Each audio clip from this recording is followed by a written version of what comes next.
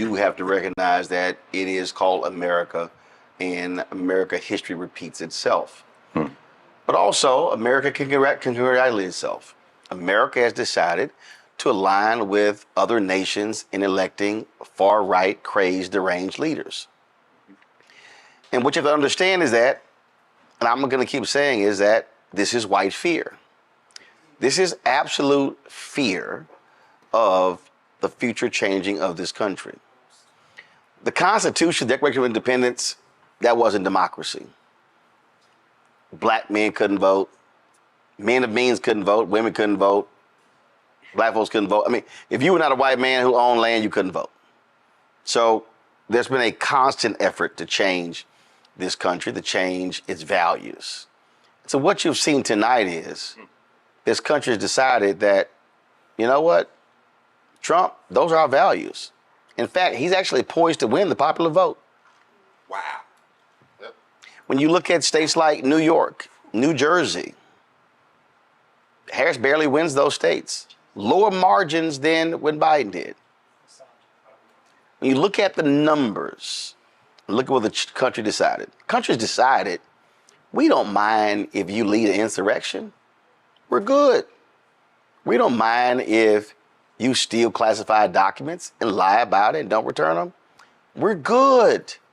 We don't mind if you cheat with your company. We're good. Because you're going to bring back the good old days.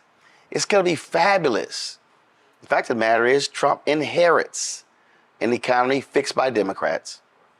And he's going to immediately claim credit for all of it. He's going to say, oh, it came back all because I'm coming back. But do understand, you better pay attention when he lets Elon Musk run amok in the federal government. You better be scared to death when he literally lets Robert F. Kennedy be in control of science and health. Oh, you better bring back the mask and everything else, because it's about to be a lot more people who ain't vaccinated. And when polio comes back, and some of these other diseases that we conquered a long time ago come back, because you've got a crazed, deranged, anti-vaccine person in charge, well, there you go. Oh, please say hello to white nationalist Stephen Miller. Oh, he's back. Steve Bannon, oh, he's back. And do understand, all of the sane people you had before who served as guardrails, they won't be there. You truly are going to have a cabinet, an administration of zealots, of individuals who have no business holding on to power. And so America got what it wanted tonight, and America is going to get what it deserves. So let me say this right now to all of you white farmers in Michigan, in Wisconsin, in Indiana, in Iowa, when he drops his tariffs and all of y'all asses go broke, I don't want to hear shit. Because hashtag, we tried to tell you. And to all y'all people who blame the Biden-Harris administration for an awful economy, even though inflation today is at where it was in December 2019, where we had the longest period of unemployment at that low of a rate in 50 years. Stock market, S&P, savings, all that stuff. Oh, by all means, when his tariffs plan shifts all of that debt to you, don't look at us who voted for Harris. Because hashtag, we tried to tell you. We told you by voting for that fool what was going to happen. So your health is going to be compromised. Your pocketbook is going to be compromised. Oh, by the way, when your ass start choking and your water tastes like crap, Don't come holler at us because he is going to decimate the EPA. Oh, by the way, when your raggedy ass state go ask a fool with the education, please don't come holler at us because of what he's about to do when it comes to the Department of Education. And again, all y'all white women who on birth control, how about that? Don't come holler at us when this Supreme Court targets that too. Clarence Thomas already told you they coming for that too. And so for all of y'all who said, oh my God, the nation is on the wrong track, by all means, enjoy his inauguration. Dance in the aisle. Go dancing in the streets. But I'm going to tell you right now, ain't no way in hell you think we're going to be silent. There's no way in hell you think we going anywhere. You know, I interviewed Harry Belafonte, brother right there. I asked him about why is he still in America. He said, you know what? For all my love of the French Riviera, he said, I stayed here to make it better. And see, I know y'all really think this is yours. I know y'all really, really think that we should go to where we came from. Well, I'm gonna tell you where I came from. Riverside Hospital, Houston, Texas. 250 Defender Street in Clinton Park. And then 222 Pennsylvania Street in Clinton Park. So we're here and we gonna swing. And I'm telling you right now, y'all act a fool. It's gonna be the Montgomery Brawl. Yes, sir.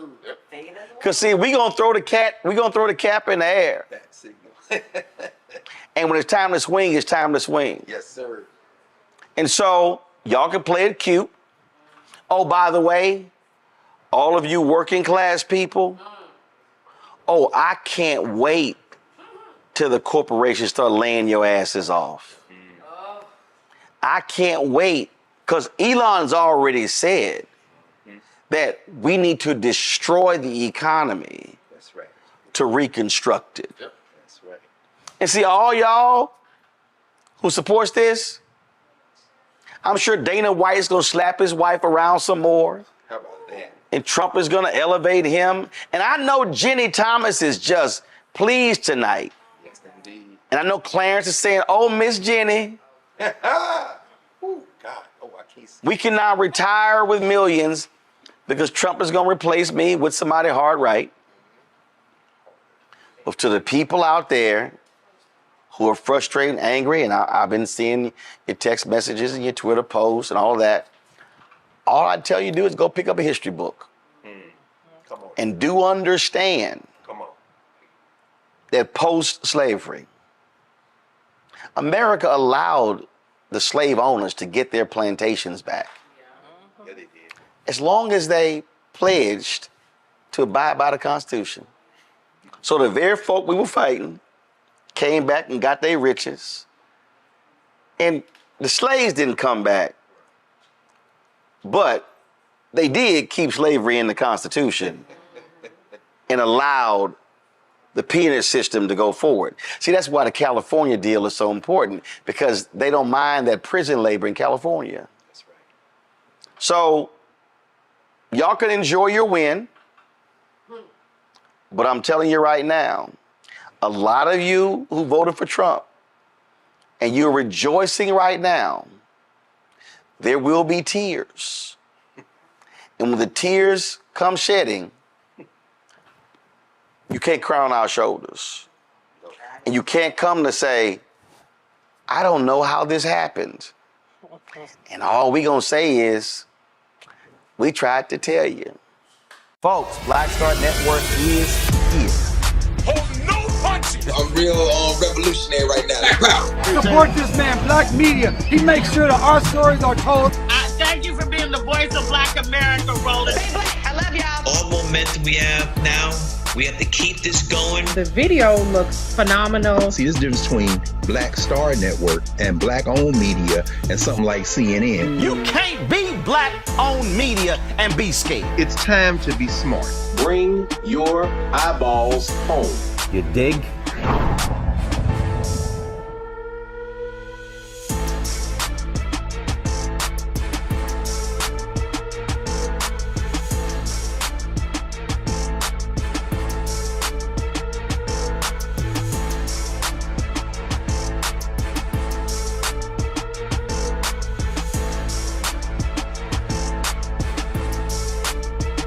Because I don't know if y'all saw this video of this crazy deranged fool who had the audacity to challenge the black church when it comes to this election.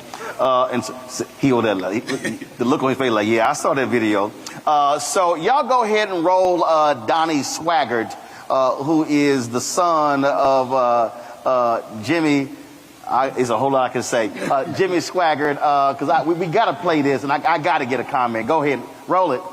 Devon Franklin. Now I'm fixing to make some people mad right now.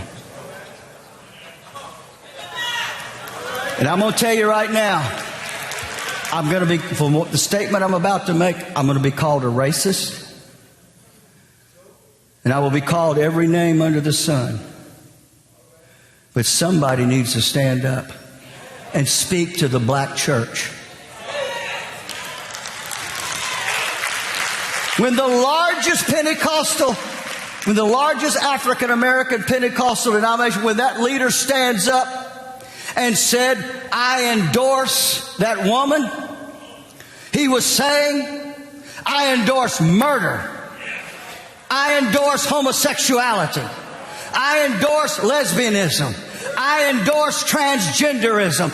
I endorse every evil that hell could prosper or bring up to the right.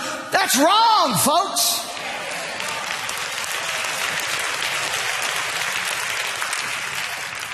And the black church votes predominantly for the party that is anti-God.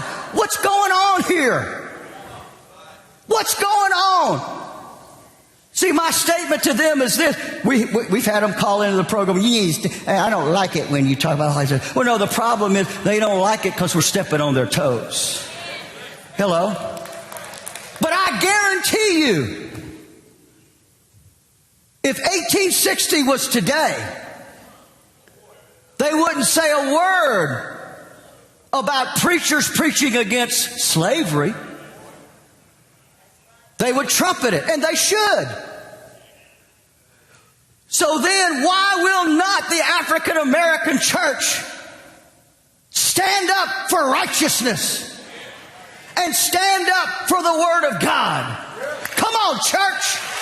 Come on. You can call me a racist. You can call me every name under the sun, but I am right. I come against you in the name of the Lord Jesus Christ. You don't vote for somebody just because mama voted them or daddy voted for them, but you vote according to the Word of God. Come out from among them and be ye separate, says the Lord. All right, I'm enough of hearing him. Go right ahead. Yeah, Fred, let me, I'm about to speak in tongues, so let me get what we're not going to have is white theology trying to articulate to a black church our morals, our culture, our history, and our faith. You are racist. It is about white nationalism. I'm a pastor, member of this board, own a newspaper, a radio station, and our black newspaper. Over 1,000 black pastors in the state of Florida have endorsed Kamala Harris to be the next president of the United States of America. Now, to get thousands of black pastors to sign off to say I'm not afraid of Trumpism. I'm not afraid of what they may say about me. The black church was born in slavery. The black church understands the power of black theology and liberation theology, and he cannot lecture me. If you want to talk about demons and dragons, and what Trump represents is an antichrist, and they're against everything that we stood for.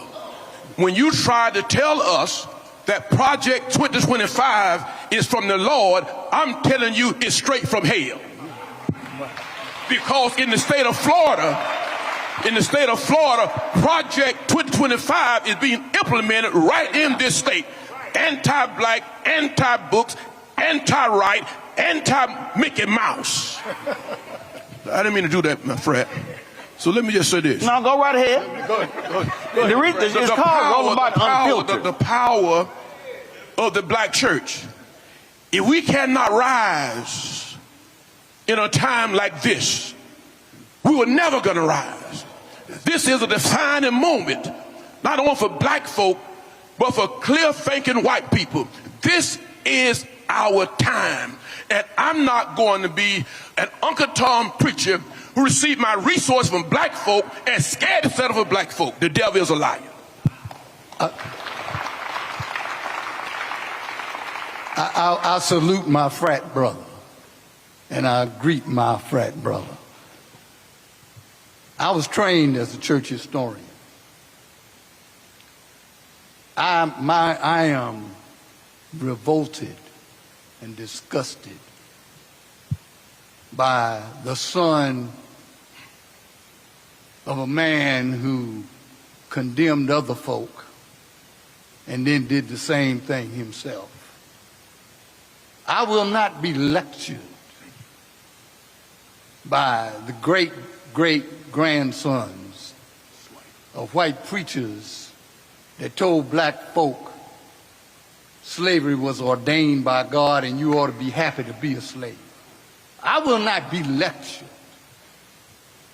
and taunted and dismissed by white preachers who refuse to understand my dignity and my culture and only want to recognize me when I emulate them. The black church at its best has always been an institution for liberation of black folk and all folk. Our doors have always been open to anybody who wanted to come in. Our faith has always been about love, about loving folk enough to hold them accountable for their disrespect of God's creation of black folk. I serve a God who created me in God's own image and gave me the right to decide what I would do with my life. I'm grateful that I had a praying mama. I'm grateful I had a father who was light-skinned and decided he was going to continue to identify as a black man because his daddy was the only black person in the town he was raised up in upstate New York. I stand in a tradition of black folk who lifted black people up because they understood the God they served was concerned about who they were. I serve a nappy-headed, bronze-skinned Jesus Here in North Africa, who died on a cross that I can have life more fully. And I will not allow somebody who denies the truth of the matter. He would rather have somebody with 34 felony convictions for an innumerable number of other court cases waiting on him, who has been sued over 4,000 times in his lifetime, who gets off a bus, talks about putting Tic Tacs in his mouth, and grabbing a woman in her private parts. That is what he wants as president? We may disagree about abortion. I've been in ministry for 63 years, Roland. I've never told anybody to have an abortion and never told anybody not to have one. I've explained to them the consequences of both and told them you need to pray, go to your God, ask your God what you ought to do, because you're the one that's going to be accountable for whatever you do. And if your God says it's all right, then you do that. Because they don't even understand it in Orthodox Judaism. The child is not a child until they're born, until they are birthed. There are other traditions that honor life in different ways. And you, with your male self, want to dictate to a woman what she can do with her own body?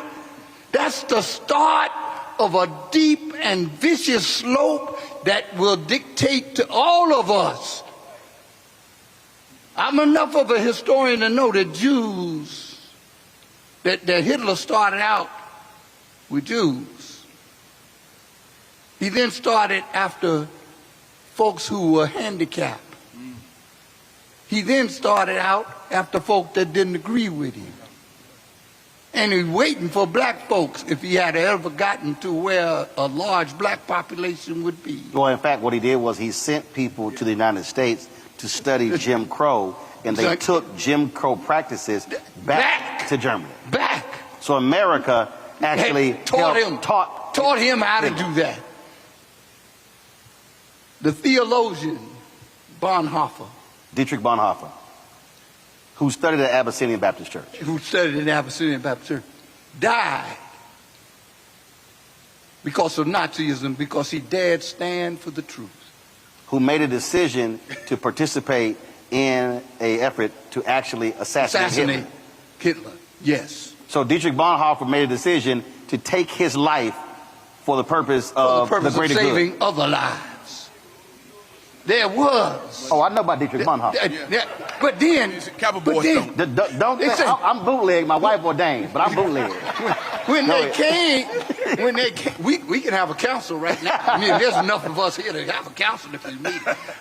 But when they came, the story is when they came to the Jews, I didn't say anything. When they came for crippled folk, I didn't say anything. When they came for folks that were his enemies, I didn't say anything.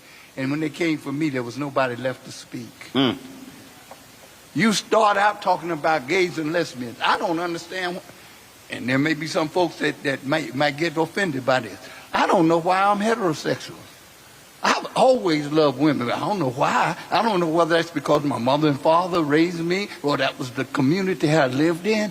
But in black communities, folk, there's always been gays. There's always been other folk. And in white communities too. And there have been. And in fact, there are gay folks who have served in Donald Trump's administration. And some, as a preacher, sometimes I have to be careful about listening to folk, because sometimes the most vicious preaching is against something that they got inside of their own selves. Doing it themselves. They're doing it themselves. But the point I want to make is this. I don't understand why I'm how I am, so I certainly don't understand what somebody else does, but I will say this. There is one passage of scripture that I love. It's in John. And it says, you will know my disciples by their love. I'm going to love folk until I understand more about everything. And I'll try to be a little briefer. But what's interesting to me is that he had that audacity, right, to say that. And I think beyond the black clergy, the black community needs to really take note that there are people now who feel so emboldened. Oh yeah. Until they feel like they can say absolutely anything. And I think we as black clergy, we deal with so many different things. Again, the issue of reproductive rights, and oftentimes we hear it being phrased in the terms of a woman having the right to do what she wants with her body. Well, as a pastor, I've sat not just with a woman, I've sat with a husband and wife. I've sat with a father and a daughter. who've had to make very tough decisions. Right. And as we counsel them, as we share with them, as we pray with them, as pastors, as was already said, that ultimate decision is left with that family. So the issue is not necessarily how you feel about the issue. The issue is whether or not government has a right to tell a family what to do in that situation. If the church doesn't have that right, then why should the government? And so I think we really have to be careful that we don't miss the fact that in many cases the white evangelical church has become almost another political party. Well, the reason why I wanted to play that, because first of all, if you want to show the sheer stupidity of Donnie Swaggart, when he says first the black church, coming out of his mouth, the reason there is a black church is because black people could not go to white churches. So he can't even understand the roots of Christianity in America by saying the reason there is a separate black church and white church is because of racism. It's because of their views. The second thing is, it's interesting when I listened to him, and again, when I first heard it, the reason I had to laugh at the sheer stupidity, because he is condemning by saying, well, the black church is supporting death. In 60 years of the presidency, there have only been 3 federal executions in 60 years. There were none under Obama, Biden. Trump gets in. There were 13 federal executions in 6 months. So when I listen to conservative white evangelicals also talk about the Catholic Church is adamantly opposed to abortion. But the Catholic Church is also adamantly opposed to the death penalty. Now you notice you never hear the Donnie Swaggarts of the world talk about the death penalty, which I'm like, because again, and then when they talk about being pro-life, that was a clip when I went off on a Republican last year that has probably gotten about 20, 30 million views, when I had to explain to her the difference between anti-abortion and pro-life. So I would say to a Swaggart, I don't want to hear you calling the black church out about the issue of abortion when y'all oppose Medicaid expansion. When you oppose the Affordable Care Act, also called Obamacare. That's also life. You can't oppose Head Start. That's also life. I don't recall seeing Donnie Swaggart at any protest when an unarmed black man got shot by a cop. That's life. I literally don't recall them also fighting for the crisis in black maternal health in this country. And so when I listen to all of that nonsense, it's like you want us to buy into that, but the same individuals also are not speaking up for black institutions, because when you talk about who they first came for, these are the very same people who targeted affirmative action in colleges. They targeted the Fearless Fund in Atlanta. And yes, they also will be targeting HBCUs because they already are saying it, oh, we shouldn't have separate education. But I even realized that HBCUs were accepted, to your point about the black church, were accepting white folks when white institutions were not accepting black folks. And so Donnie Swaggart, and then, but the greatest piece for me is you are trying to call the black church out when you are supporting somebody who cheated on his first wife for the second with the third, slept with a porn star, paid her off, got sued. Then you have been also found liable for sexual assault. You've defamed her. You got to keep paying it. And who told 30,000 lies when he was in the White House.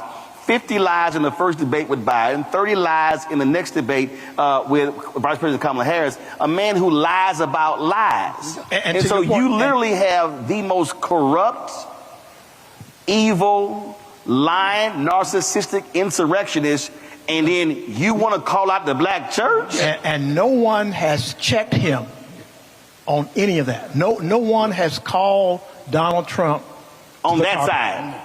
Exactly. Right, because they make excuses. Like, please, Donnie Swagger, show me that sermon where you held Trump to task and said, Trump, you should stop insulting black women the way you did. You should also make John Kelly, when he condemned Congresswoman Frederica Wilson, when in fact he lied on her from the White House podium when it came to FBI agents here. I mean, we can go on and on, but you don't see. And then of course, what's that fool? Because I don't, because his dad was a preacher, but I don't even. What's that Graham boy? Franklin Graham, who questioned the Christianity of Obama. Yeah. But this fool can't even hold a Bible right. Again, and then he said, let's pray for him. No. And second, 2 Chronicles. 2 Corinthians. No, I love the clip when he got asked about his favorite Bible verse. Oh, the Bible is just really personal to me. Yeah. And so then they said, well, first, Old Testament, New Testament. Oh, they're about the same. That boy, I mean, he don't even know what's first or second. But the primary thing that's wrong with many of the white churches and white evangelical conservatives, they have never recognized that America's first sin is slavery. And they never have recognized or admitted that white supremacy has undergirded everything that has happened in this country since it was founded. And they don't even understand that when you make the flag superior to the cross, you've already stepped away from Christianity. I also don't recall, Donnie Swagger, you hear Donnie Swagger calling out the folk who were carrying Confederate flags with Trump flags in the Capitol. No. I think you got a guy who's running for president who get on the national platform and talk about honor Palmer private parts. And the so-called white church won't call them out. Won't say a word. Won't say a word. And you're going to call out the vice president and to say that she's incompetent. But I think it's on us. I think it's on black folk to wake up. I don't know where we get this Mark Robertson mentality in North Carolina, lieutenant governor, where Trump would say that he is. You gonna insult my frat brother? He better than Martin Luther King Jr. Mark Robinson. I mean, you can't make this stuff up. This is not in the 1900s. This is the 21st century. Well, folk are saying to us what they think about us. And I'm glad that you are visiting HBCUs. You asked about presidents and board of trustees and why it's so important that board of trustees let the president lead and guide, and we set policies. And if you have a person like A. Zachary Faison, who is the brightest, greatest president on planet Earth in these times. Now, and I would challenge. That's gonna cost you come raise time. I'm getting on right now. If we wanna keep these good presidents, right, you gotta pay them. Don't tell me I congratulate you. Show me my compensation. And I just think that when I've had the honor of serving on 3, there are only 4 HBCUs in the state of Florida. I had the honor of serving on 3 of them. And I understand when you lead in black universities, you literally developing pearls and the great minds on planet Earth. We still need HBCUs.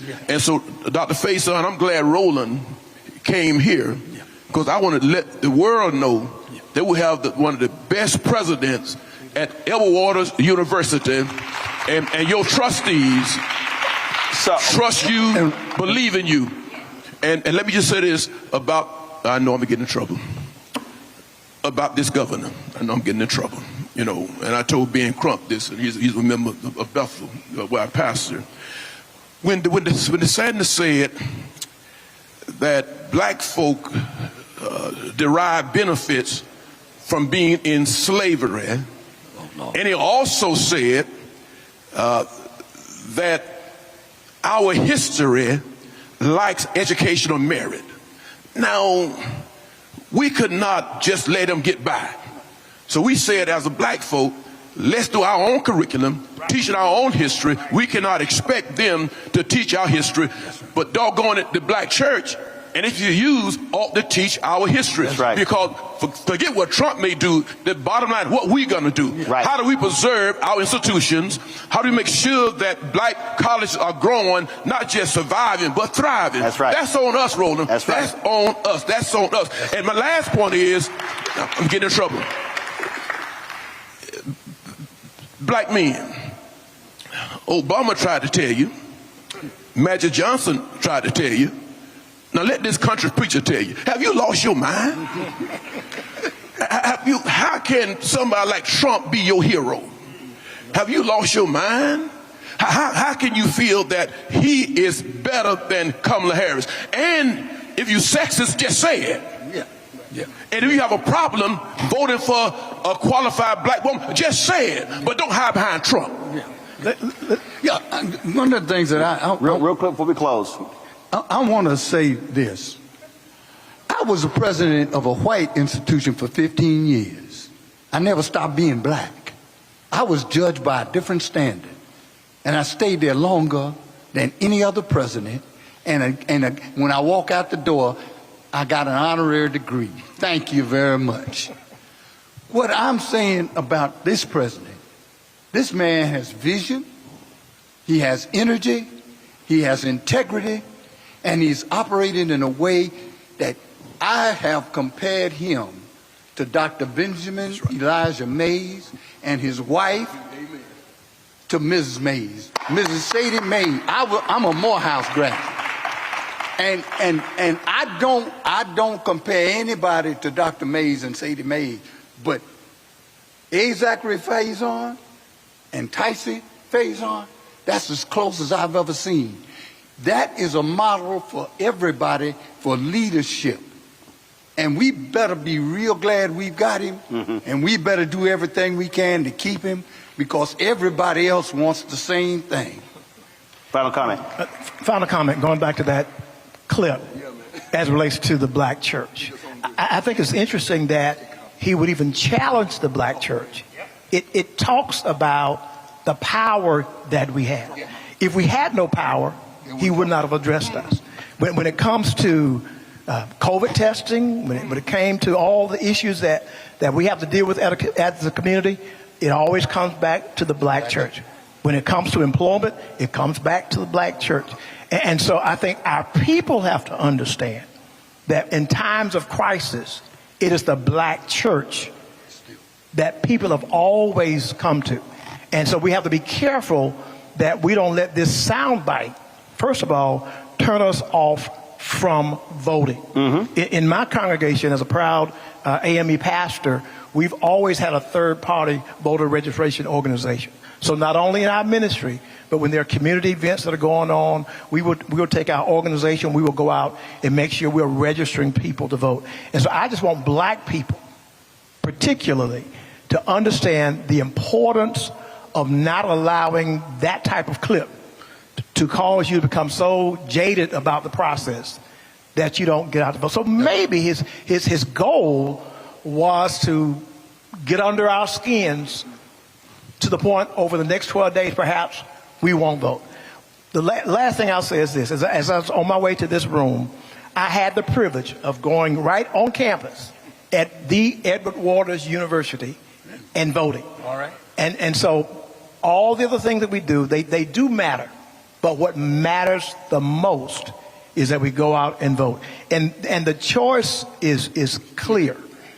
He's talking about policies, but then you have a person that has violated perhaps every Christian principle known to man. And so if you are a Christian, there's only one way you can vote, and that's for the one who is a Christian. Kamala Well, Harris. look, I believe in also confronting folk.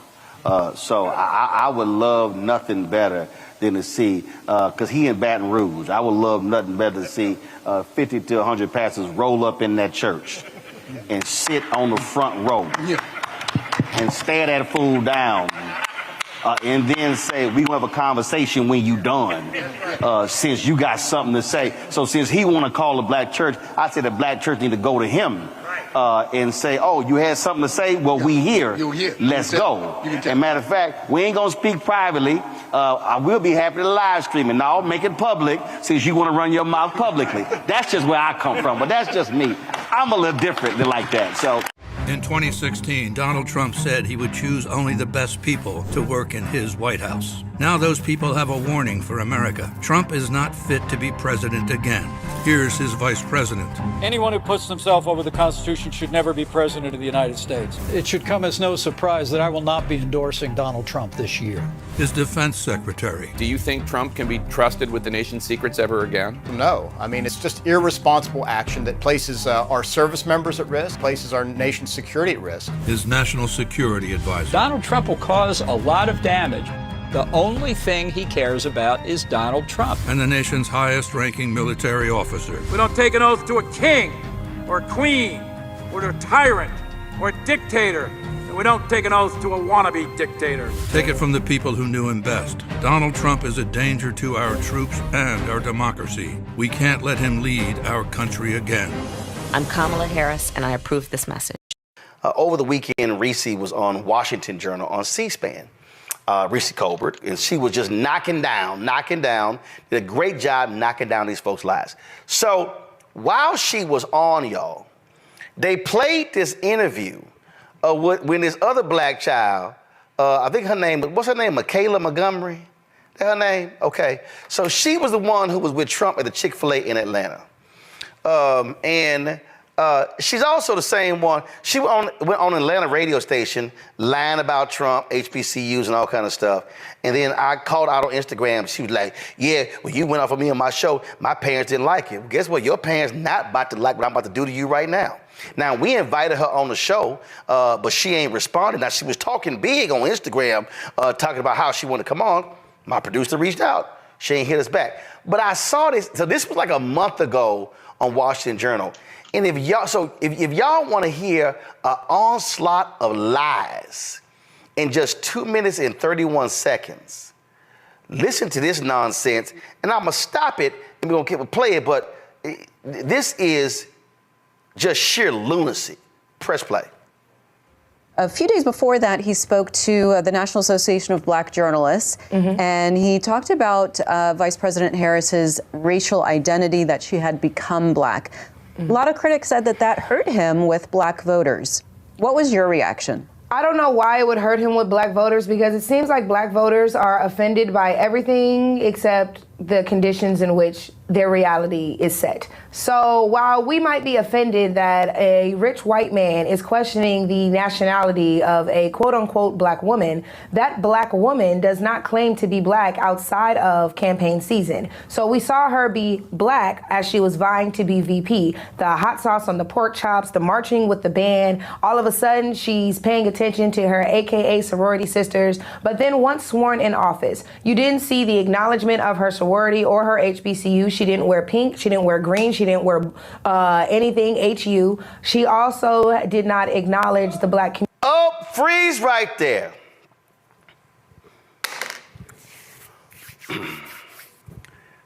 You know what?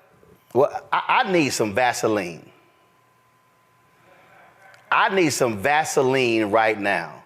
This is the moment where you put some Vaseline and then you just put it on your, like when you get ready to run. Matter of fact, I could do battle right now without any Vaseline, because y'all just heard a straight up liar.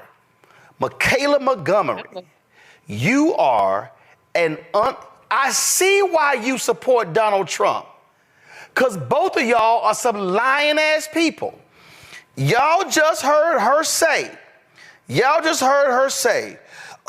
when she became president, she didn't wear pink and green. She didn't do nothing.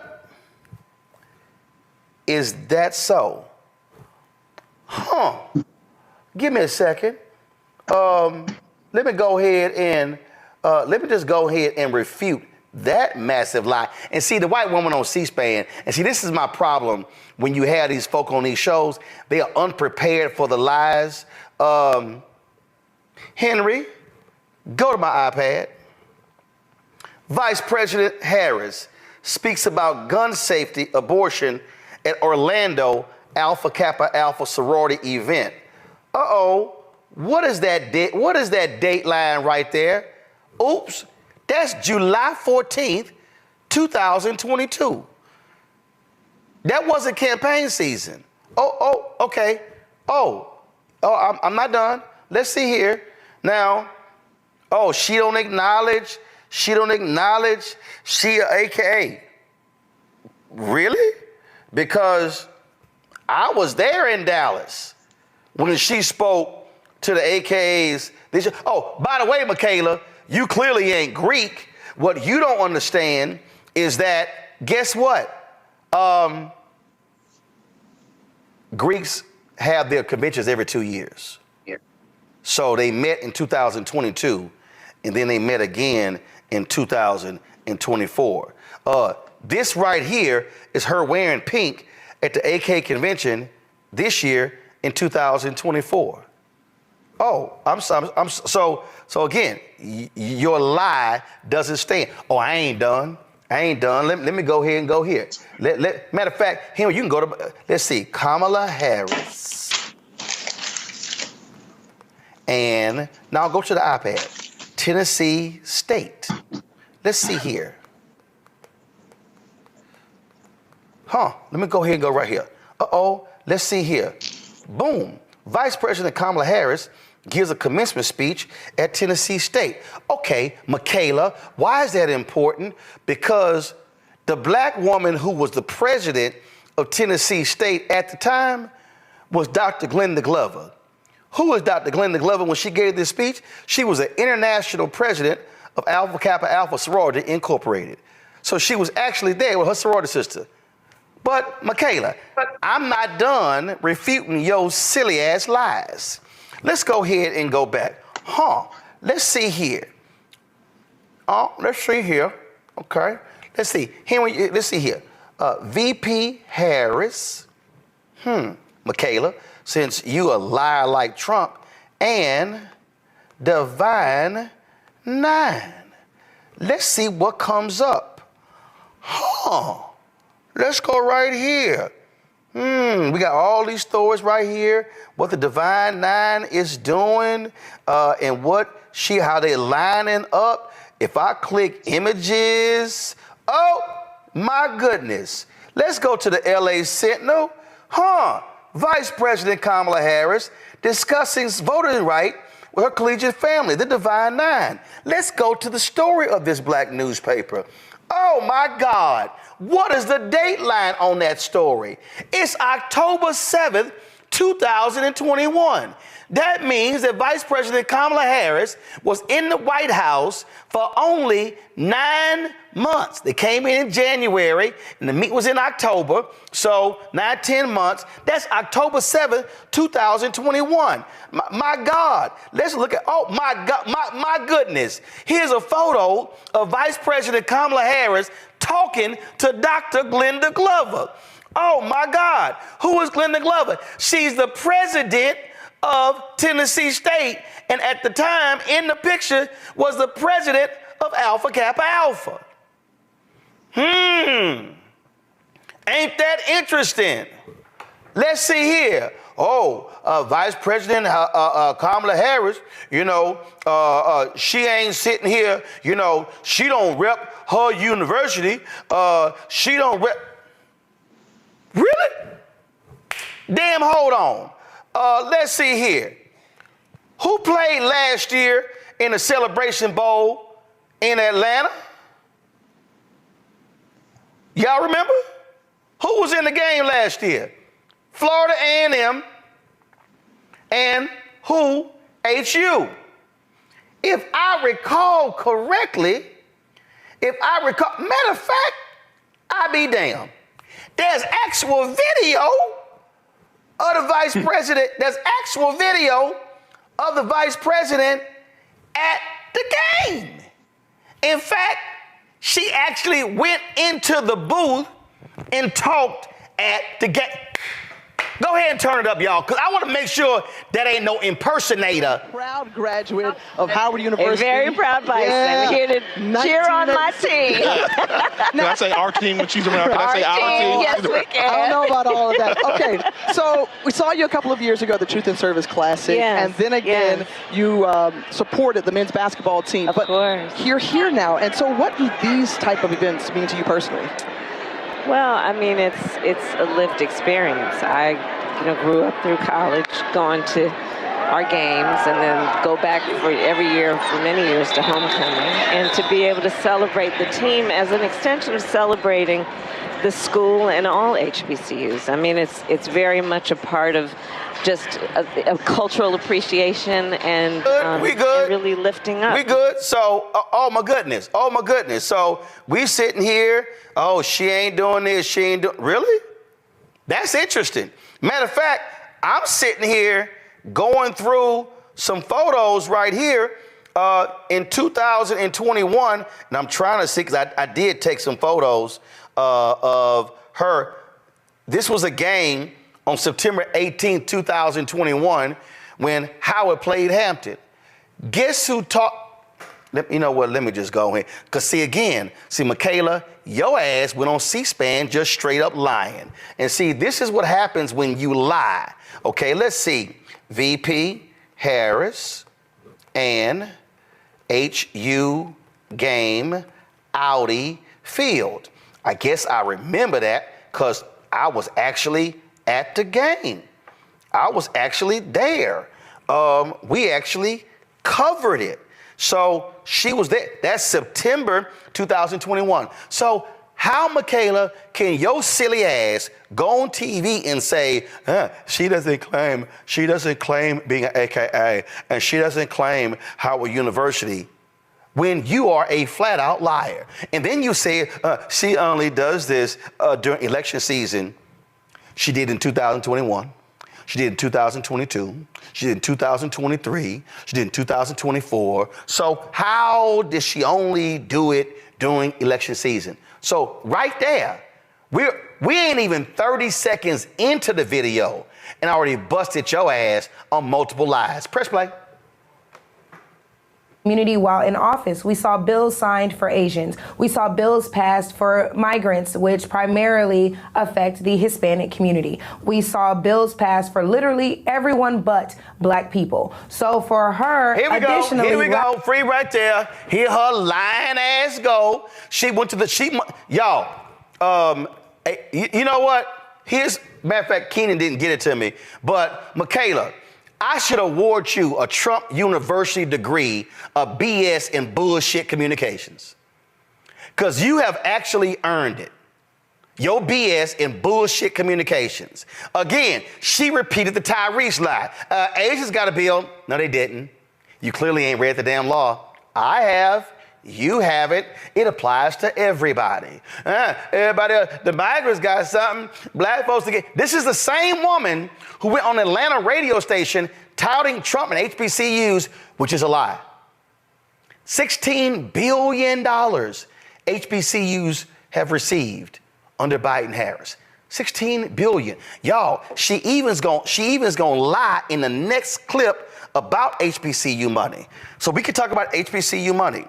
We could talk about 3 consecutive years. Under Biden-Harris, 45% of the Black businesses that went out of business during COVID under Trump were brought back. We could talk about 3 consecutive years of growth among Black businesses through the Small Business Administration. Girl, what the hell are you talking about? More lies. Press play. Last thing, after she took that oath of office, she went on record to say that she was the first South Asian vice president. At no point in time did she promote her Blackness. At no point in time did she acknowledge. Lord, did she really? My goodness. Mustafa Julian Joe. Have y'all ever heard Vice President Kamala Harris talk about her Blackness? Now this child trying to sit here and say, oh no, she ain't never touted her. Mustafa, you go ahead and go first. Well, evidently, she's never had any conversations with the vice president, which I have. She ain't even used Google. You ain't got to talk to the vice president. Damn, use Google. That's true. I mean, the information is there if you want it. If you don't, then it helps to reinforce the false narrative and the misinformation and disinformation that you are intentionally sharing, not just with the country. This information is actually focused for the Black community because they understand that if they can get a smaller percentage of our folks to not, one, either vote for her or not to vote at all, then they achieve their goal. So it's just a part of a larger strategy. Just lying. But just lying. First, let me do this here. Y'all, hold on, Julie. I'm gonna come to you next. Y'all, go ahead and play. Let's just hear more of the lies. Go ahead.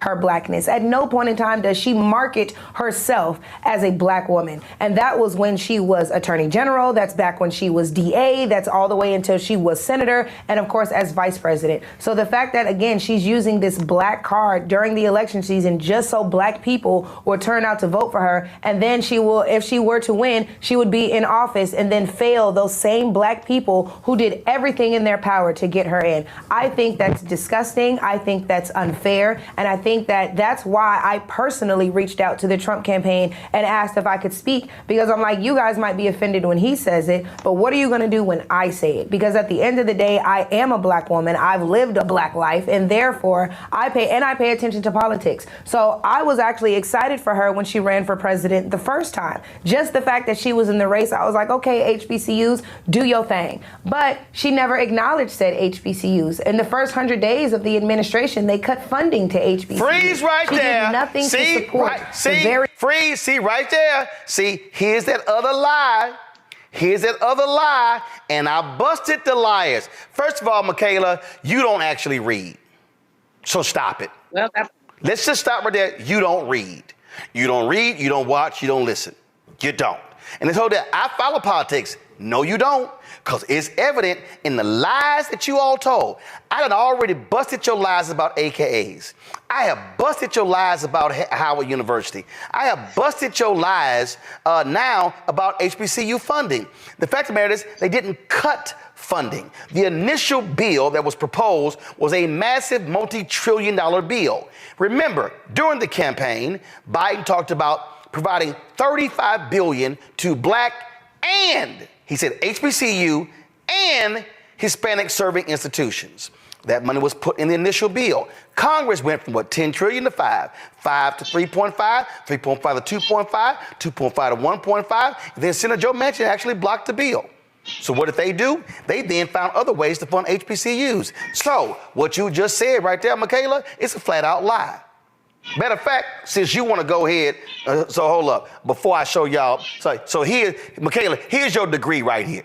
We did have it. Michaela, we're going to send this to you. This is your Trump University Bachelor of Science in Bullshit Communications degree. This right here is we have awarded you your Trump University degree because what you clearly went to Trump University for your research because you just sit here and just laid out massive amounts of lies repeatedly on that show. Okay, so y'all, she sat here and gave us all these lies about they cut this and they cut that and they haven't helped HBCUs and they done really. Okay, Michaela, let me ask you this question: how much money, Michaela, did Donald Trump provide to HBCUs? I'll wait. Because here's what I know, because I've showed this many times on this show, Julian, and you know this. Boom, COVID relief to HBCUs. Right here. Where's this document from? This is an Excel spreadsheet that came from the Department of Education. Oh, let me go right here. Boom, I'm gonna go right down here. Michaela, what's that bottom number right down there? $6.567 billion. Michaela, tell me how much money did Donald Trump provide to HBCUs? I'll wait. See, again, y'all, she's lying. And see, what happened was Associated Press and Newsweek, they were like, oh, Biden cut HBCU funding, $35 billion. It was a lie. It was a flat out lie. We walked you through the whole deal on the show. They didn't cut funding, they increased funding. But guess what? Dr. Walter Kimbrough, three-time HBCU president, Philander Smith, Dillard, and now Talladega, he's worked at 3 other HBCUs. He laid out in his own research how Donald Trump's budget submitted to Congress zeroed out funding for HBCUs. Oh, Michaela, that's your boy. That's the boy you went and met with at Chick-fil-A. So you like, oh, what they gonna do? They gonna question me? They gonna call and question my blackness? We gonna call and question your sanity, because all you have done is lie. So you have lied about AKs, you've lied about Howard, you lied about her not claiming her blackness, and now you lied about HBCU funding. That's 4 lies, and we ain't even finished playing the clip. And so Julianne, she can sit here, and again, you can just make it up, but it's irrefutable. I dare Michaela, I dare you, Michaela Montgomery, I dare you to come on this show and tell me that Donald Trump did not submit 3 consecutive budgets where they zeroed out funding for HBCUs. I dare you to come on this show and show me that it was AI video of Vice President Kamala Harris speaking to the AKs in Orlando in 2022. I dare you to show me it was AI of her going to the Howard University versus Hampton game at Audi Field in September 2021, a non-election year. I dare you to come on this show and say it was AI when she was attending the Celebration Bowl last year in Atlanta in December 2023, a non-election year. So it's amazing how you can sit on C-SPAN and just lie, but guess what? On the Black-owned show, you can't lie, because I'm telling you right now, sister girl, you can talk about your black experience. I'll put your black experience against my black experience any day of the week, Julianne. I don't know what's wrong with that child. That's all I have to say. You know, before I learned how to cuss, I must have been about 3. We used to tell each other, my siblings, you're a lie and a coot. And that's what a lie and a coot, because I can't call her MF lie on your show. Or I could, but I won't today. But this is disgusting. What's disgusting is that C-SPAN would give her that much play. What's also disgusting is she lied. I looked at Rishi was time enough for her, came right back at her. But this girl had to have fallen out of a cabbage patch or something to be willing, and she must not have any friends who went to HBCUs, because some of them would certainly check her. This is delusionism. Or, she needs to be institutionalized for a little while, or there needs to be an intervention. People are just running around telling lies because it gives them some visibility. And so she got her little hour on CNN talking smack. That a quarter will not get her paper. And really, Roland, while I enjoy trash, we should be wasting our time on this. Nope, you're wrong. Here's why. Because what happens is people like Michaela, they go on shows that don't fact check them, that don't correct them, that don't dispel their lies. People then take those clips and push them out, and folks believe it. No, you have to counter it. It was the same reason why when I saw the Tyrese video, I could have ignored it. I was with my family after my sister's death, and I said no, because you know what happened? The blogs picked it up. Hollywood Unlocked, Shade Room, Jasmine Brand, others picked it up. And I said, Tyrese's voice can't be the only one out there lying about this so-called Asian hate crime bill. It needs to be immediately fact-checked. And you know what happened?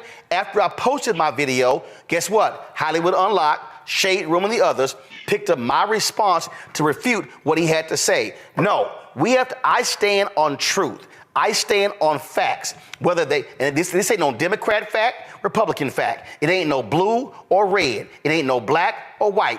It's facts or facts, and we can't allow any of these people to come out here and lie. Now, here's the deal. If you want to oppose Vice President Kamala Harris, that's fine. If you want to oppose her on policy, that's fine. What you're not going to do is actually lie about the policies. What you're not going to do is lie by saying she's never claimed being an AKA, when there are numerous times they've actually been to the White House in meetings, what she's actually had. What you're not going to do is lie about HBCU funding. What you're not going to do is lie about her only claiming Howard University during election season. In fact, hell, I'm sitting here thinking about it. Let me go right here. Let's see. VP Harris.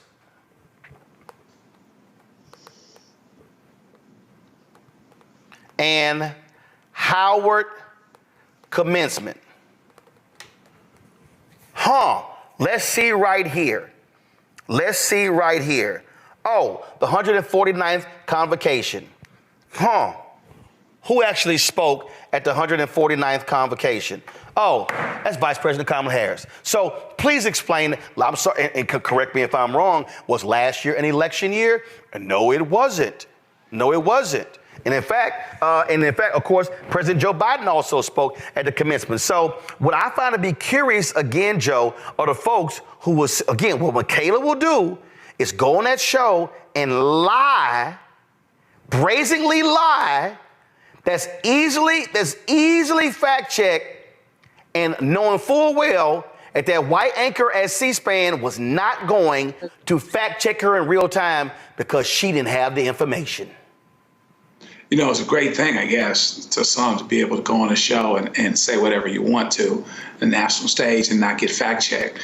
First of all, Reese did a great job the other day as well. I really enjoy watching that, and she banged on him with a whole lot of class, but she certainly banged on him. But again, you know, you've got a situation where somebody just makes a decision to tell a bunch of stuff that doesn't matter and it's not true. Very little of it having to do with policy. You can, you know, make a claim related to HBCUs, and theoretically that's policy because we're talking about funding, but most of it didn't even have anything to do with how Kamala Harris could be as a vice president, as a president, or how she's been as vice president. And so it's interesting how media outlets really entertain this. It's amazing how, you know, this guy from Fox News, I guess it was, you know, is actually on a salary and getting paid to actually go to the White House press briefing and ask a question that means absolutely nothing. Dana Bash on CNN, bless her heart, it's the first time, Kamala Harris is doing an interview, and she asks about, the idea that Donald Trump, says that at certain point she became black. That has nothing to do with anything. Aside from being ridiculous, it's not talking about the matter at hand. It was wasted time, and I am glad that the vice president treated that the way that she did. I am glad the White House press secretary treated it the way she did, but to your point, she could have done it even faster. But there are those of us that can spend time and take a lunch banging on these guys talking about, no, you said this was the case, and it's not. It's an absolute lie. And so to battle, we got to battle at all levels. You know what I mean? And so I agree with that. You're not going to be the one to hold back anyway. And so that's all good. But it's crazy. Listen, Kamala Harris is proud of her heritage, all parts of her heritage. She shouldn't have to go out of her way to make one person feel more comfortable about this, that, and the other. She is who she is. She always has been. She's a doggone good prosecutor. She was a good DA, great senator, great vice president, and she'll be a great president. And that's that. And meanwhile, back at the ranch, for those that want to be used to tell lies, to tell things that aren't true, the Rolands of the world and the rest of us will, be a force that will come back at you related to it, because I think truth is an important thing. But, she wasted some time. But, those of us that want to help her down the road, looking not just to the corner, but around it, we'll go ahead and correct her so that if she wants to be corrected, maybe she can get it right next time. Let me be clear. Again, if you want to be a Donald Trump supporter, go right ahead. If you want to articulate, and I know some black people who are conservative, who are Republican, who say that here's the reason why they're voting for Trump. I think they're wrong. I think they're supporting a narcissistic, lying, insurrectionist, sexually assaulting asshole, but that's their right. But what will never be tolerated, Michaela Montgomery, is you going on a show and blatantly lying about Vice President Kamala Harris. And matter of fact, it ain't got to be about her. If you lying about somebody else. So here's my advice. Don't lie. Because see, when you get exposed as a liar, it's easy to refute everything you just said. It's simple. And you can't, and also, you just can't, let me throw up my blackness. Okay, you black. Okay, your black experience. Clarence Thomas black. And we know he an enemy of black people based upon his own damn rulings. And so I'm going to end this segment again.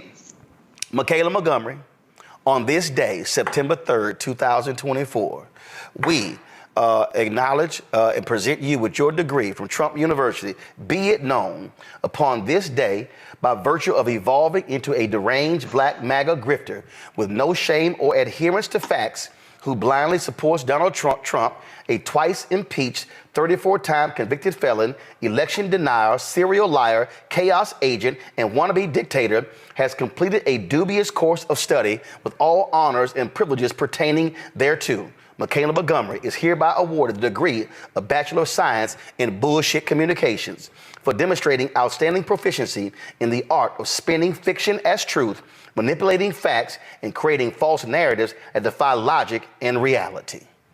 Please let us know what address to send you your degree. When you talk about blackness and what happens in black culture, we're about covering these things that matter to us, speaking to our issues and concerns. This is a genuine people-powered movement. There's a lot of stuff that we're not getting. You get it, and you spread the word. We wish to plead our own cause. Too long have others spoken for us. We cannot tell our own story if we can't pay for it. This is about covering us. Invest in black-owned media. Your dollars matter. We don't have to keep asking them to cover our stuff. So please support us in what we do, folks. We want to hit 2,000 people, $50 this month, raise $100,000. We're behind 100,000, so we want to hit that. Y'all money makes this possible. Check some money orders. Go to P.O. Box 57196, Washington, D.C. 20037-0196. The Cash App is $RM Unfiltered. PayPal is R Martin Unfiltered. Venmo is RM Unfiltered. Zelle is Roland at RolandSMartin.com. Hello, Georgia. Hello, hello, hello. I got to tell you, I've been a resident here for a little more than 30 years, so I know a few things about Georgia. What I want to share with you today is that this is where I found the American dream for myself. And lately I found myself having my feet in two different worlds. One where I'm talking to very wealthy people at their table, and then I come to work and I'm talking to people who work for me about everyday problems and everyday issues. So it puts me in a very, very peculiar spot to be able to talk to you. And I'm grateful for that, having my feet in both those worlds, because I still remember what it was like to stand at the Winn-Dixie on Beaufort Highway and have $20 and try to figure out, how do I make this meal work for the week? I know what it's like to have my landlord knocking at the door and I'm in the bed hiding because I don't want him to knock on the door because I know he has an eviction notice. I know what it's like to be homeless here in Georgia. I know what it's like to have to scrape up enough money to get to stay at a pay-by-the-week hotel off of Beaufort Highway. I know what it's like. I know what it's like to sleep in my car wrapped in my grandmother's quilt because I had no place to go. I know what it's like to come from work and walk outside and realize that my car has been repossessed. So make no mistake, I know and I remember how hard it is, and I remember the struggle, and I also know, hear me, how expensive it is to be poor. But I also believed in an American dream. And when I was coming here to Georgia, I was looking for inspiration, and there was this show called Lifestyles of the Rich and Famous. And there was a man on there that I really admired, I looked up to. He had a helicopter and his name was on hotels all over the place. He was, hold on just a second, let me get through this so you hear what I'm saying. Young black men admired him because his name was in rap lyrics. So when I first started making a little money, the first thing I did was checked into the Trump Hotel because I wanted to feel that specialness. But then I started to do my research. Research is important. Truth is important. Facts are important. I found out about a discrimination lawsuit against he and his father because they didn't want people like me in their building. I found out about him taking a full-page ad out on young black men in the New York Times. I found out about the birther lie. We all heard it, saying that Barack Obama was not born in this country. There are undertones there and there are echoes there that we all had to pay attention to. So I watched him when he won the presidency. I watched him say that there were good people on both sides when neo-Nazis were screaming, "Jews will not replace us." I watched him from the Central Park 5 to Project 2025. And what I realized is that in this Donald Trump America, there is no dream that looks like me. We want a president who believes that this American dream is for everyone. And that president is Kamala Harris.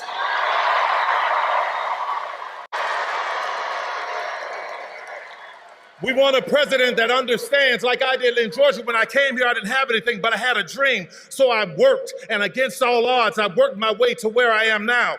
It was here in Georgia. See, in Georgia, you know what we do? We don't sit around and complaining, we go to work. It was here where I became a studio owner. My first studio was on Krog Street. Now that is Krog Street Market. And then I bought another studio, which was on Greenbrier, right near Greenbrier Mall on Continental Colony Parkway. And it was there that Barack Obama came in 2012 to do a fundraiser. And he was getting ready to leave, and he said, "Come ride with me. We're going to my house for a fundraiser." And I'm like, "Wait, you want me to ride with you in the Beast?" So I get in the car, and traffic is stopped, and we're riding, and he's talking to me. And for those of you who are old enough to remember Charlie Brown, all I heard was wah, wah, wah, wah, wah, wah. I finally said, "I'm sorry, Mr. President, but I haven't heard a word you said, because I'm in awe of this country. What a great country that you could become president of the United States." And he turned to me quick as a flash and he said, "Yes, but what a great country that you could become Tyler Perry." From that moment, I went and I bought a bigger studio. I bought Fort McPherson Army Base. Right now, where we hire thousands of people are coming through that doors. And I don't care what was stacked up against me. I don't care. I didn't pay attention to that. What I paid attention to was, how do I help somebody? I broke through that door, laid it down on its side, and let it become a ramp so that somebody else can get higher too. You want to hear something about an American dream? Fort McPherson was once a Confederate Army base, where there were Confederate soldiers trying to plot and plan on how to keep 3.9 million Negroes enslaved. Now that land is owned by me.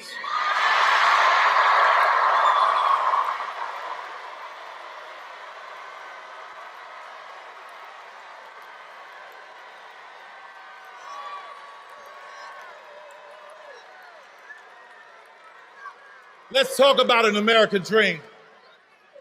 It's seniors working so hard and working hard and seniors working hard. And what I realized when I bought it, that seniors around, their taxes were going through the roof. So what I did was, I was like, no, you're not gonna come here and take these seniors' houses. I paid everybody's taxes off for years so that they can keep their houses. When an 85-year-old woman in Coweta County lost her house to a fire and wanted a place for all her grandkids, I rebuilt that house for her. Most recently, I saw in the AJC a story where there was a woman who hired this contractor and he gutted her house and left her there with nothing. She was living in a house with no plumbing and no walls for years. I rebuilt that house for her. Why am I telling you this? I'm not telling you this to be bragging. What I'm telling you about it is, what I want you to understand is I have compassion for our seniors. So when a candidate says that we have lowered the cost of insulin to $35 for seniors, that candidate has my vote. I put many kids through college, and recently there was a woman who was murdered by her husband, and she had 3 kids that were college age. I put all those kids through college. So when I hear a candidate say, we are going to do what we can to reduce student loan debt, that is a candidate that I can stand with. I stand with a candidate who has an American dream for everyone. She stands with us. And she has an American dream for our children. And let me tell you something about the children. I don't know if you remember, but her DNC speech was great, right? But there's a moment that you may have missed. When the cameras were rolling and she was walking around and the balloons are falling and confetti's falling, I'm watching her smile and wave. Her family comes out, but there are two little girls on the stage. And I see her constantly making sure they're okay, not getting too close to the edge. That's what you want. See, the little things will tell you about the heart of a person.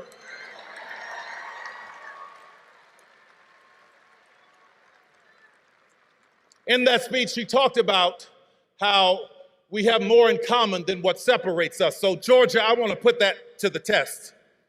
I didn't have a father who gave me millions of dollars to start a business. Did you? Didn't think so. My mother didn't have some great legacy, but she taught me how to pray my way through a situation. It sounds like we have that in common. I'm the kind of American that believes in a secure border, but at the same time believes that if anyone is coming seeking legal asylum, our arms should be open to them. I'm the kind of American that believes that if you are running for office, you shouldn't sink and tank a bipartisan bill to help the border so that you could use it for your own glory. If you are like me, I've worked my ass off to buy my first house and build my business and take care of my family. That is the American dream. I believe if you work that hard and you put into Social Security, when you get to a certain age, that you put in should be there waiting for you because it's yours. I believe that we all should have affordable health care and it not be replaced with the concept of a plan. What the hell?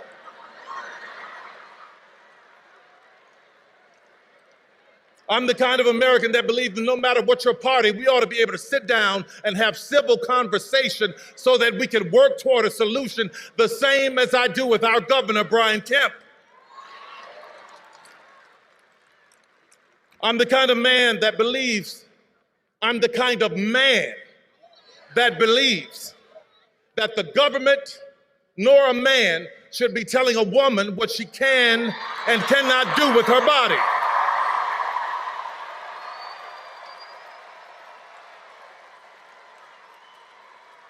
I'm the kind of American who believes that poll workers should do their civic duty without being harassed and threatened like Ruby Freeman and Shay Moss in Fulton County. And I am not the kind of American that glories in, enjoys, laughs at, or celebrates an 80-year-old man being hit with a hammer because his wife is in politics and you don't agree with her. And two things can be true at once. I am not the kind of man that glory in, celebrates, enjoy, or laughs at a 78-year-old former president almost meeting his death at an assassin's bullet in Butler's, Pennsylvania. It's not right. It's about decency, America, and I think you agree with me.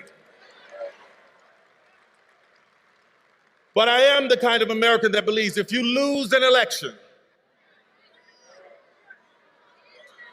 that you honor the constitutional, peaceful transfer of power. And judging by your reaction, I believe Kamala is right. We have more in common than what separates us. As I'm closing here, I just want to talk about that quilt that I used to wrap up in my grandmother's car, that quilt that my grandmother gave me. That quilt was a tapestry of beautiful pieces, but I completely ignored it. I didn't think it was worth anything because she had made it from all of these stitches and gave it to me as a gift. And I was walking past this antique store years later and I saw one in the window and I go, wow, that's a beautiful quilt. It reminds me of my grandmother. So I walk in, I talk to the lady. She started explaining to me that each patch in that quilt was worth this and meant this because of the woman who made it. So when I think about America, I think about my grandmother's quilt. We are all shapes, sizes, and colors, but we are one.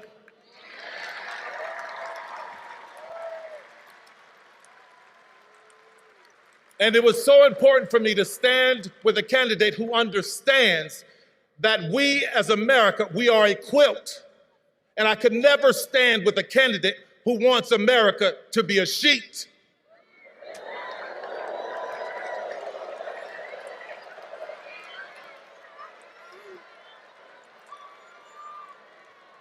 So today, I voted for Kamala Harris.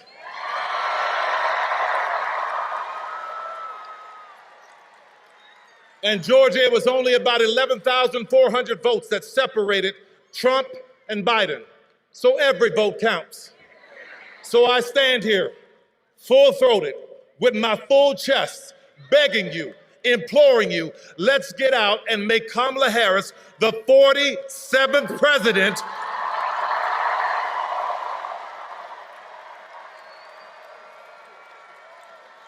of the United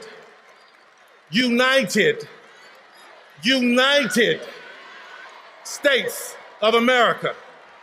Thank you, everybody. God bless you.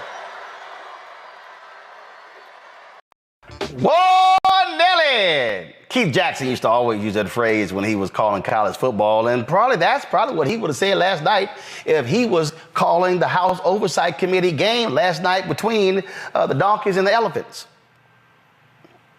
I know you were up late because, see, a lot of them Trumpers, they were down in New York City looking like some damn fools standing there defending Donald Trump. He was in court. So the committee, they actually got to work late last night, and damn, clearly some folks needed some sleep. Really? I'd like to know if any of the Democrats on this committee are employing Judge Merchan's daughter. Please tell me what that has to do with Merrick Garland. Is she a porn star? Oh, Goldman. That's right. He's advising. Okay. He's advising who? What?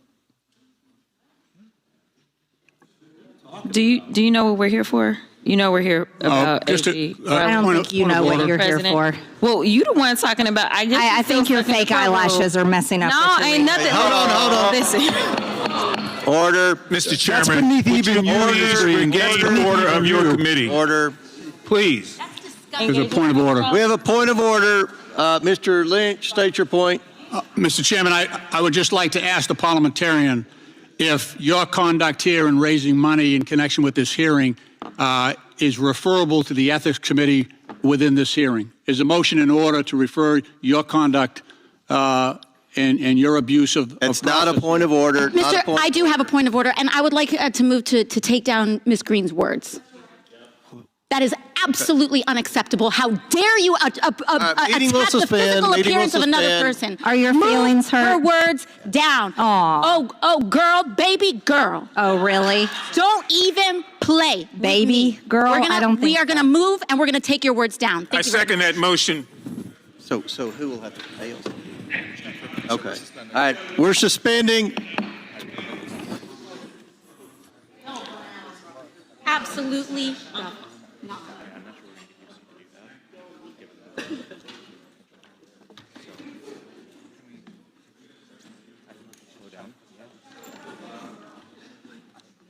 I don't know. It's crazy. It's great. No, we're taking her words down. No way is that being allowed. He has to retract. Absolutely not. Absolutely. So she agrees to it. I don't know how much longer I'm going to be on over. Not today. Yeah. Not today. I got to find some place. Ms. Green, do you wish to strike your words? I have 4 minutes and 21 seconds to speak. I think we have to do the motion first, and then unless there's another motion, then you'll be recognized again. But I believe there's another motion coming. So You agree to strike your words? Yeah. Okay.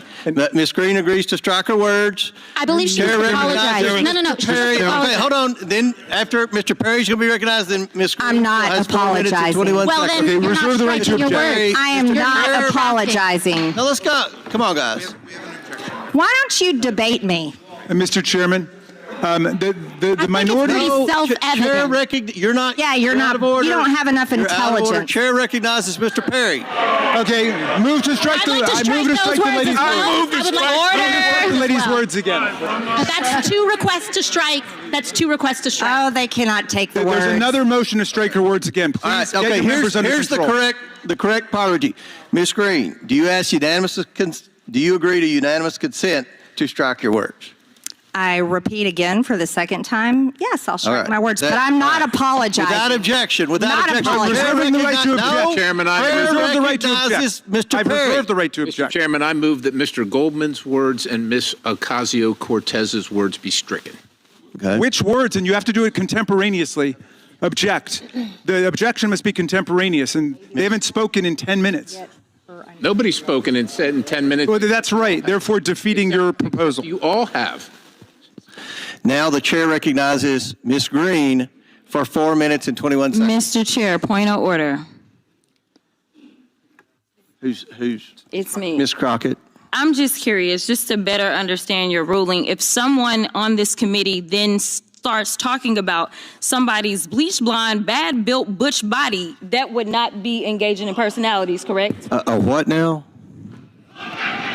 Chairman, I make a motion to strike those words. I don't think that's Hold a on. part I'm of it. trying to find clarification on what qualifies. Chairman, motion to I strike had no those idea words. what you just said.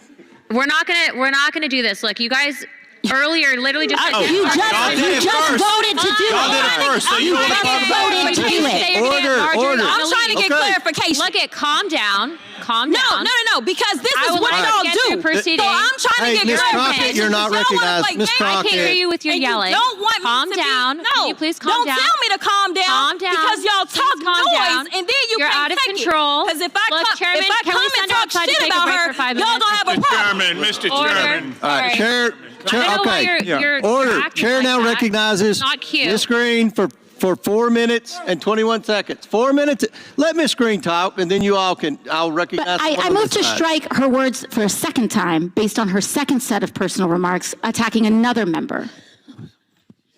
Who? Chairman Comer. Because you all cannot I have an seem amendment at to the desk, apply and this the rules sideshow of the needs to committee. stop. We have to do this every time. Okay, I'm recognized. I'm recognized. I'm going to go ahead and start talking. Look, I know. Look, I don't know if you've noticed it. I have 2 hearing aids. I'm very deaf. I'm not understanding. Everybody's yelling. I'm doing the best I can. Can we not recognize Ms. Green and let her We cannot because of the rules of the committee, Mr. Chair. That is what I'm trying to communicate in the present moment. We have a okay, what's the motion? The motion is to strike the gentlelady's words for the second set of remarks, not the first, the second. That apply to me. She has no idea. I think, Mr. Chairman, I'm the only one recognized right now. We objected at the time. Will the member state the word she wishes struck? She told me, or she asserted that I was not intelligent. These are the specific words. We can have it read by the clerk. It was made immediately. And it was made immediately. I am not moving now. I don't think it was I am not timely. moving now. It was made immediately, both by the gentlelady and by me. Mr. Chair, it was made immediately. It was made immediately, and you both said by that the you would gentlelady and by return me. to us. She said, you don't have the intelligence to talk to me, is what she said.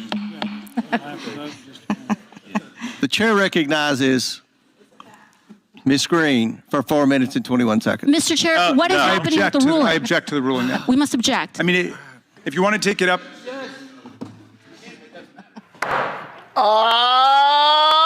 Suck it. What did she actually, did she say? Matter of fact. Bleach Blonde. Bleach Blonde, bad built, Butch Body. I got it written down. It's going to be on a T-shirt very soon. It's already posted on my social media. The African history. I saw. Got it. Hold on. I saw this tweet today from my man Wesley Snipes. He says, subtly, Go to my iPad. I like Metro Boomin to make a beat with Bleach Blonde, Bad Built, Butch, and Body in the beat. Today's show has been brought to you by the letter B. Today's show's been brought to you by Clorox. Kelly, it was a little crazy there, Kelly. I'm here for. I think she should have taken it a step further, because for me, after all of that, I would have been like, bitch, because what you're not going to do is come for me when I didn't send for you. That's what we're not going to do. We're not going to have that kind of decorum in the House of Congress when I didn't even call for it. I was out here minding my business, representing the great state of Texas, and you coming over here talking about eyelashes that you need, not me. You know what I'm saying? Like, it's the alliteration for me. It was the restraint for me, because it was clear that she could have taken it a step further, and she didn't. Because if it were me, I probably would have not been in Congress anymore. There would have been, some slow singing and flower bringing. I'm not going to hold you. That was delicious, Michael. Not delicious. That was delicious. That was delicious.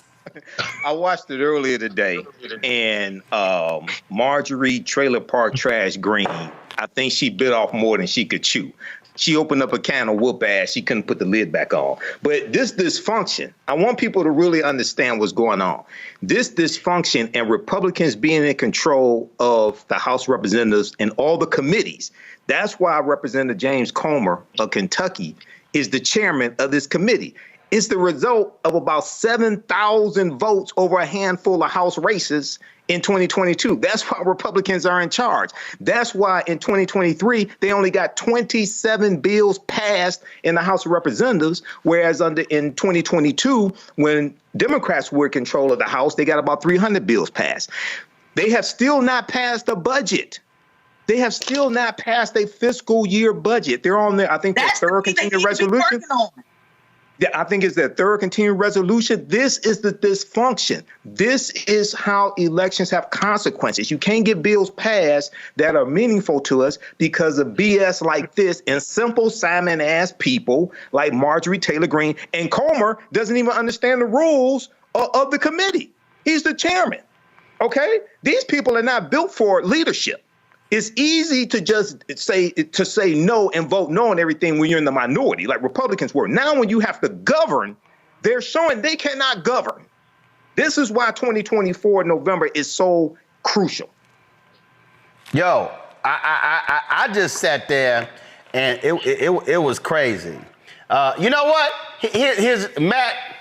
If I'm Congresswoman Jasmine Crockett, my Congresswoman. From the great state of Texas, if I'm her, the next time the House Oversight Committee meets, if I was her, I would walk into the committee room and I would say, Comer, give me my theme song.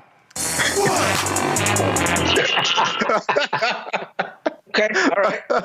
I'm continually surprised on this show because I'm telling you. Now, go ahead and turn the audio up. Leave it on the pad, turn the audio up. Just the audio. Shit, I was on my third dance. Nigga, what you think I can just run up in here, snap my fingers, and make these motherfuckers throw their money at me? Nigga, I ain't even made payout yet. Whoop that trick, whoop that trick, whoop that. Hey, I'm just saying, you go have a theme song, I would say, Comer, give me my theme music. Well, I love that you're King Petty and you leaning in because that gave me a good laugh. But I want to say, when I watch this show, I often look at the comments from our brothers and sisters on YouTube. And somebody named Riz B said exactly what I was thinking. They said, look at this shit. These are lawmakers. And Michael kind of alluded to it. But when I watched this, it was funny. I love Jasmine Crockett. I think she's brilliant. I think she is outspoken. And I think that she is important, right? Because not only is she outspoken and she's brilliant, but she doesn't always say things the way they want to hear it, but she never sacrifices the truth. And I appreciate that. But as a citizen, this kind of thing infuriates me. They can't even figure out how to keep the government open half the time. They can't pass bills. And this dog and pony show that they engage in, really, to me, I mean, not Jasmine Crockett, because it was obviously reactionary to what Marjorie Taylor Greene said. But Marjorie Taylor Greene in particular, it's so much now about the pageantry that it's not about leading. And even if I were in her district, it would infuriate me because I would feel like you're more about sound bites than you are making sure that the port comes to our district to make sure we have what we need.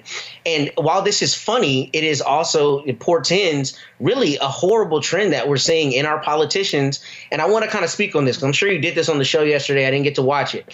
But Greg Abbott pardoning Sergeant Daniel Perry is like one of the most gross tyrannical decisions I've seen in a very long time, and it is purely ideological. And the point with that is this: what you're seeing politicians these days do is just play for sound bites and clicks. And that's what this is about. I mean, we're talking about in the House chamber. But what's really insidious about this is that you see what very often happens to black people and to black women when a white person particularly says something offensive, throws a rock, hides their hands, and then the goalpost moves, and now they're the ones upholding the rules of decorum, right? And, oh, you can't say that, and this, we got to do it the right way. I mean, that is horseshit. The idea that you would call somebody out about their physical appearance when it's not in any way germane to what's going on, and then try to act like you get to control how she responds to that is offensive. And that's something that people deal with all the time, of all walks of life. But it's especially ridiculous to see it in people whom we pay to make the decisions that control our lives and who are continuously less able to do that because they're playing political games. So this is a problem because we shouldn't be dealing with this. You should be figuring out how to make our healthcare cheaper, and you should be figuring out how to keep the government open. But instead, you're engaging in this kind of chicanery. There were some other moments during the hearing, and this is courtesy of Congressman Jared Moskowitz. Chair recognizes Mr. Moskowitz. All right, thank you, Mr. Chairman. All right, so welcome to Oversight After Dark. If you love James Comer at 11 o'clock in the morning, you're really going to love him at 8:30 p.m. So, members, the hearing was moved today. We don't have to ask the question. The hearing was moved today so that members could go to New York and attend the Trump hearing. But how's he doing? He's complained that he's chilly in the courtroom. Is it chilly? Is it chilly? Will the gentleman yield? No, I'll assume it's chilly. He's doing very good. Okay, good. So, it was mentioned by the ranking member about really what we're doing here. You don't have to listen to my words. I would like to do a spirited reading of the campaign email sent out by the chairman. And it's on lovely stationery. In fact, it says, from the desk of the oversight chairman. I'm not sure you can do that, but I'm not an ethics expert. It says, friend. President Biden is exerting executive privilege in a last-ditch attempt to stop the disastrous audio recording of his interview with special counsel from being released. And it's highlighted in yellow. Want to make sure people saw that. Just a few months ago, the White House bragged that Joe Biden had nothing to hide and would not exert executive privilege during special counsel Hur's investigation. They even said he had nothing to hide. That's in italics. Now Biden and his advisors are terrified that I, James Comer, will release the recordings, forcing the media and the Democrats to answer for the dismal decline of Biden's mental state. He even had attorney Merrick Garland write a letter saying that his interview falls within the scope of executive privilege. This could be the final blow with swing voters across the country. Okay. You and I know, hold on, we're not done, it gets better. You and I know he's not up for the job, but the mainstream's media refusal to report on it as only keeping him in the game. Stand with Comer. The Democrats, you sure about that? The Democrats are pulling out all the stops to stop the bleeding. That means coming after me with everything they had. If you're able, we hope you are, I'd be so grateful if you'd consider making a donation to my campaign. I sure need it to defend against the onslaught of attacks. Thank you for everything. James Comer, chairman of the House Oversight Committee. Without objection, I'd like to enter that into the record. Without objection, so ordered. All right, beautiful. Now, that's what's a trip. Here you got Comer sitting there and he's fundraising off of it. They ain't got no proof of nothing. They ain't. And then you talking about you want to hold Merrick Garland in contempt when that fool Jim Jordan is sitting right there on the committee, and his punk ass is still in contempt more than 700 days later. Yes. This is the dysfunctional Republican Party that cannot govern. We have to understand how important it is to vote incompetent people out of office, especially Republicans. If you have incompetent Democrats, run somebody better, replace them also. But this is dangerous. And Kelly mentioned, I think it was Kelly who mentioned health care. Donald Trump is saying he will repeal the Affordable Health Care Act if he's reelected. Now, 41 million people have signed up for the Affordable Health Care Act. It's more commonly called Obamacare. It's more popular than ever, okay? And if you want to know the damage that Donald Trump can do, even if he doesn't repeal it, if you go back to 2016 when he was president, in his administration, he cut the amount of funding for marketing the Affordable Health Care Act, okay? Making people aware that they could register for it. They cut the funding by 90%. The amount of time that you had to apply for the Affordable Health Care Act, they cut that amount of time in half. This is just the damage that he can do without legislation going through Congress, all right? And they have been consistently talking about repealing and replacing the Affordable Health Care Act, but they have nothing that they can replace it with that they agree with, okay? This is dangerous. So we have to understand what's at stake in 2024. This is more about, this is not about Biden versus Trump. This is about all these other policies and the trajectory of this country and the future. And one of the most important things, U.S. Supreme Court and the federal bench, lifetime appointments. You know what? I think I still feel a little extra petty. Of course you do. I do. Of course you do. I do. And so somebody posted this on social media, this graphic here. Come on, pull the graphic up. Come on, pull the graphic up. The graphic. Pull the graphic up. Thank you very much. This probably will be the album cover. My digital girls created an AI song that I think y'all gonna love. Just go ahead and bring the panel back, bring all four of us back, and go ahead and play us the name of this song. Kelly, what is it? Bad Built, what is it? Bleach Blonde. Bleach Blonde. No, hold on. Y'all ain't doing it right. Ladies and gentlemen, here to present the new hit song. Kelly, what's the new hit song? Bleach Blonde, Bad Built, Butch Body. Hit it. Bad built frame, bad built frame. Bleach Blonde, Butch, better shut your trap, ain't got no game. Bleach Blonde, Butch, bad built shame, bad built shame. Whole lot of frontin', whole lot of frontin', all in my lane. Bleach Blonde, Butch, Bleach Blonde, Butch, Bleach Blonde, Butch, bad built frame, bad built frame. Bleach Blonde, Butch, Bleach Blonde, Butch, better shut your trap, ain't got no game. Bleach Blonde, Butch, Bleach Blonde, Butch. You all right, Kelly? Yeah. And you said that was AI? Yes. Hit it one more time.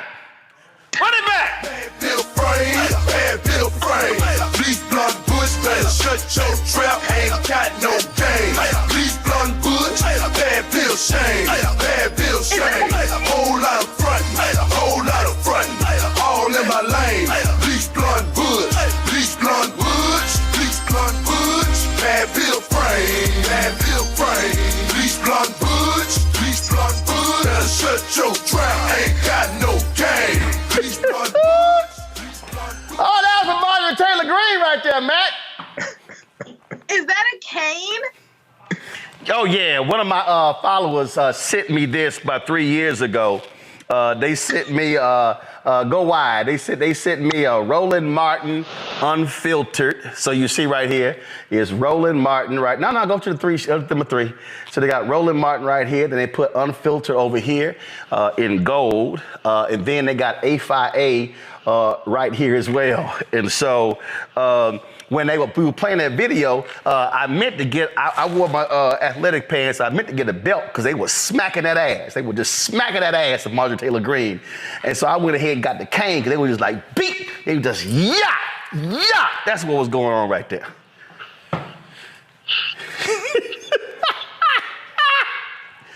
Now, I told y'all, listen, I am creating a new segment on Roland Martin Unfiltered. It is going to be called, did Keenan have it ready yet, Kara? Damn, he ain't got it ready yet. Y'all, I'm announcing today, I'm creating a new segment on the show. It's called The Crockett Chronicles. It's called The Crockett Chronicles. So every time Congresswoman Jasmine Crockett, they have one of these hearings, we're going to be sure to play the best of the shadiest, pettiest comments from my Congresswoman Jasmine Crockett in this new segment on Roland Martin Unfiltered on the Black Star Network. It's called The Crockett Chronicles. Just letting y'all know. Matt, you gonna say something? Go ahead. I'm really baffled at the fact that AI can make a song that sounds like somebody programmed drums on Ableton themselves. I mean, that sounds like a Dero track. I'm listening to it. I'm hearing Ice Cream Paint Job. I'm really baffled that AI is able to do that. You're going to tell me that somebody took it and people do this on Instagram, social media. Somebody took it, chopped it up, put drums under it. No, AI made that song, so we should have a conversation about AI and its capabilities. No, we did. That was last week's Tech Talk when Isaac Hayes III was on, and we talked about how that's how AI is. Yeah, my man Keenan threw that together, and it turned out. Run it back! Bad Bill frame. Bleach Blonde Butch, better shut your trap, ain't got no game. Bleach Blonde Butch, Bad Bill shame. Whole lot of frontin', all in my lane. Bleach Blonde Butch, Bad Bill frame. Bleach Blonde Butch, better shut your trap, ain't got no game. There you go. Now that's because Congresswoman Crockett don't say, "Coma, give me my theme music." It's funny because one of my IG friends, his name is King Wallonius. He's the creator of BBL Drizzy. He just came out with a Bleach Blonde song as well. So I'm looking. Hold up. What's his handle? King Wallonius. He's the one who created King Wallonius. How the hell is spell Wallonius? WILONIUS. Ain't that like that's no regular ass spelling, Kelly? No, I was trying to think it out. I'm trying to think it through. I can't King Wallonius. First of all, it's got 2 L's. Oh, it does? Okay. Yeah, it got 2 L's. Okay. So Metro Boomin took his song, sampled it, and that's the BBL Drizzy song that everybody's hearing right now. Right. You said he came out with one of Bleach Blonde? Yes. My mom just sent it to me. Boom! Y'all, pull up the audio of my iPad.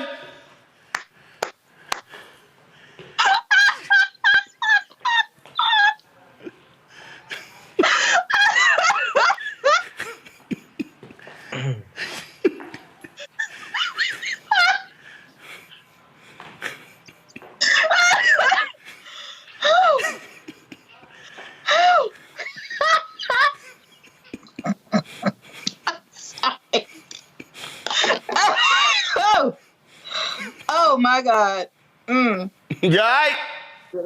I'm great. I'm great. That was wonderful. That was great. Shout out to King Wallonius. Yeah, King Wallonius. That's a bop right there. He's an amazing he's a comedic songwriter, and his whole page is just full of bops like that. Like I said, he did BBL Drizzy. He's done that. He's just like this AI guru when it comes to songs and imaging and all of those things. And I've seen his stand up. He's come out to the DMV area for stand up stuff, and I mean, just incredible talent. And I'm excited that his page has been blowing up since the Drake Kendrick Lamar thing. I hope this takes him to the next level as well, because he deserves. He's really good. He's really good. Hey, Michael, that sounds like a Motown song right there. Yeah, it does. I was just looking at the 2022 midterm election results while we were listening to this music, and looking at Marjorie Taylor Greene. She won by her district. I think she got like 61% of the vote, something like that, 65% of the vote. So even I think she's in a pretty red district. Yeah, she's in a heavily gerrymandered district. Remember, she ran against the brother who was the veteran, right? And her opponent this time is another brother. We had him on the show. So another brother who's running against her. But again, Republicans have the gerrymander of these districts. But I think the smart play for Democrats is to mock her silly ass at every turn, because she is truly the second dumbest member of Congress behind Lauren Boebert. And Lauren Boebert, on recount, she won, if I remember correctly, by something like 546 votes. Yeah, so trust me, she's scared. That's why she's running in a neighboring district, because she was gonna get a behind the kick. Matt, real quick, final comment, Matt.